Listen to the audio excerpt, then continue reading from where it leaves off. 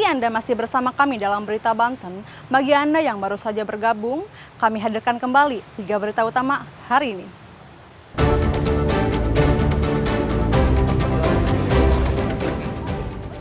Bayi malang ditemukan mengambang di Kali Angke.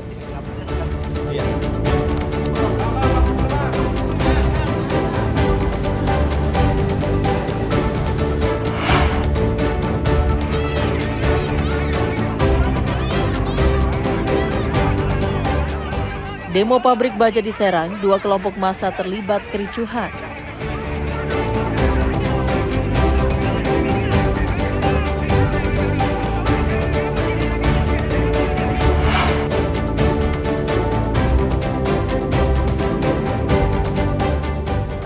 Calon jamaah haji usia 86 tahun asal Tangerang Selatan diberangkatkan ke Tanah Suci.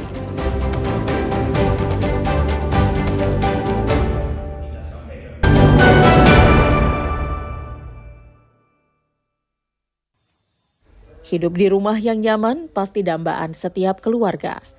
Namun kondisi ini tidak dirasakan oleh Atiyah dan keluarga warga kampung Tegal Pasir, Desa Selaraja, Kecamatan Warung Gunung, Kabupaten Lebak. Mereka tinggal di rumah tidak layak huni selama 5 tahun terakhir. Rumah yang ditempati keluarga Atiyah terbuat dari kayu dan anyaman bambu. Bahkan saat ini nyaris roboh, sementara pada setiap sisi dan bagian dalam bangunan sudah berlubang. Tidak ada lantai ubin di dalam rumahnya, dan setiap hujan turun atap bocor di sana-sini. Bahkan tiang kayu penyangga bangunan rumah itu pun telah lapuk dimakan rayap. Bahkan tak jarang mereka harus mengungsi ke rumah tetangganya jika hujan deras turun. Suami Atiyah hanya bekerja sebagai buruh angkut arang dengan penghasilan antara Rp20.000 per hari. Jumlah ini tentu tidak cukup untuk memenuhi kebutuhan sehari-hari. Akibat keterbatasan ekonomi membuat keluarga itu tak mampu membangun rumah yang layak seperti orang-orang pada umumnya. Atiyah mengaku rumahnya kerap difoto dan diminta fotokopi KTP dan kartu keluarga, namun hingga saat ini bantuan tersebut tidak ada kejelasan. Kondisi seperti ini sudah berapa lama sih, Bu? Udah 5 tahun. Udah 5 tahun kondisi ini. Di sini Ibu tinggal sama siapa aja nih, Bu? Tuh suami sama anak kecil doang, berdua. Anak berapa? 4. Oh, jadi totalnya berapa Ibu tinggal di sini? Atau 6, iya. 4, 6. Oh, 6 orang. 6 orang. Dari pemerintah udah ada bantuan atau gimana? Belum. Udah berapa kali dikasih minta KTP gitu, kartu kakak, tapi nggak ada buktinya. Nggak ada buktinya di sama RT gitu ya, udah dipenta kartu kakak gitu, nggak ada buktinya. Udah berapa kali sih? Eman, suami Atiyah, mengaku ingin memperbaiki tempat tinggalnya, namun terkendala keterbatasan biaya. Pak, sehari-hari Bapak kerja sebagai apa nih, Pak? Sebagai itu borong-borong buah-buahan gitu, kadang-kadang borong meninjau, kadang-kadang beli itu kelapa muda gitu. Punya sendiri apa punya orang lain? Kulit. Oh, kerja berarti, Iya, bukan punya sendiri? Iya, bukan gitu. Sehari itu berapa sih penghasilan Bapak? Paling sehari kadang dapat 20.000, kadang 30, kadang 40. Sampai gitu. Enggak nentu berarti? Iya, enggak nentu, enggak. Saya bukan enggak ngebangun, udah kumpulin misalnya sedikit-sedikit uang nggak cukup gitu, pakai ya kebutuhan. Dipakai kebutuhan sehari-hari gitu, biayain anak sekolah gitu. Mereka berharap pemerintah dapat segera menyalurkan bantuan untuk memperbaiki rumah. Ariel Maranus dan Sajiwa Pratama melaporkan dari Kabupaten Lebak. Tidak hanya hewan ternak, menjelang Idul Adha, permintaan golok dan pisau ternyata ikut meningkat. Seperti yang dirasakan Amsori, seorang pandai besi di Desa Selaraja, Kecamatan Warung Gunung, Kabupaten Lebak.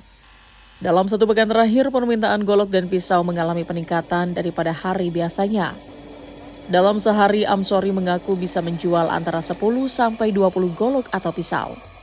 Padahal pada hari biasanya, perajin hanya dapat pesanan 5 atau 8 jenis. Untuk harga jual, perajin menjual mulai dari Rp200.000 sampai Rp600.000 per buah untuk golok dan Rp100.000 sampai Rp200.000 untuk sebilah pisau. Bahkan untuk memenuhi banyaknya permintaan, Amsori bekerja sampai larut malam. Golok yang banyak dipesan berukuran sedang yang biasa dipakai untuk memotong daging dan pisau yang biasa dipakai untuk menguliti hewan kurban. Bervariasi, ada golok, banyak ini untuk motong gitu, bedok, pisau arit gitu, bervariasi. Kalau bulan ini, bulan haji ini, untuk kurban banyaknya pisau potong sama pisau ini rasah gitu, banyak begitu. Oh, jadi sekarang ada peningkatan nih? Ada ya. Oh, jam kerjanya juga meningkat nih, Pak? Kadang-kadang sampai malam gitu. Sampai jam berapa biasanya? Jam 12. Ya gimana fit enggaknya kita aja gitu. Biasanya yang mesen itu dari mana aja nih, Pak? Jauh dari, terutama dari sini ada aja ya. Dari Jakarta ada gitu, melalui supir gitu ya. Jadi kalau dia mesen, ini digolok dari mana? Barang dari mana? Dari sana, coba saya pesenin. Nah, disitulah meluasnya gitu. Kadang dari Jawa gitu ya. Satuan harganya berapa sih, Pak? Bervariasi satuan harganya. Ada yang 100, ada yang 70, 80, 300, ada yang 500 juga gitu.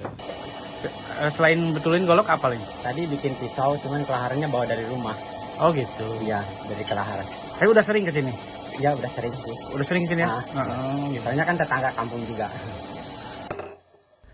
Meski terjadi setiap menjelang Idul Adha, permintaan pada Idul Adha tahun ini lebih banyak dibandingkan tahun sebelumnya. Ariel Maranus dan Sajiwa Pratama melaporkan dari Kabupaten Lebak. Puluhan ibu hamil di Kecamatan Banjar, Kabupaten Pandeglang mengikuti pemeriksaan kesehatan dan kondisi kehamilan gratis yang diadakan di Puskesmas. 77 orang ibu hamil ini mengikuti pemeriksaan kandungan dengan alat USG di Puskesmas setempat. Bahkan mereka terlihat antusias dan rela mengantri untuk didata serta diambil sampelnya sebelum diperiksa kondisi kehamilannya dengan menggunakan alat USG. Program ini merupakan inovasi dari Rumah Sakit SHL yang bekerja sama dengan Dinas Kesehatan Kabupaten Pandeglang guna meningkatkan kesadaran ibu hamil untuk secara rutin memeriksakan kesehatan kandungannya. Kegiatan pemeriksaan kandungan gratis bagi ibu hamil ini bertujuan untuk meminimalisir kematian pada ibu hamil. Kegiatan hari ini itu sebenarnya menindaklanjuti kerjasama kami sebagai rumah sakit dengan Dinkes Pandeglang ya. Kita sudah bekerjasama bahwa kita berusaha mengurangi angka kesakitan pada ibu hamil, kematian pada bayi, sehingga kita butuh evaluasi ke depannya supaya jangan sampai ada ibu-ibu atau anak-anak yang sakit. Ya akan terus berlanjut sih sebenarnya pelayanan kami ke masyarakat. Diharapkan dengan adanya pemeriksaan ini bisa mengetahui kondisi kesehatan sang janin dan ibu hamil dan segera bisa dilakukan tindakan jika diperlukan.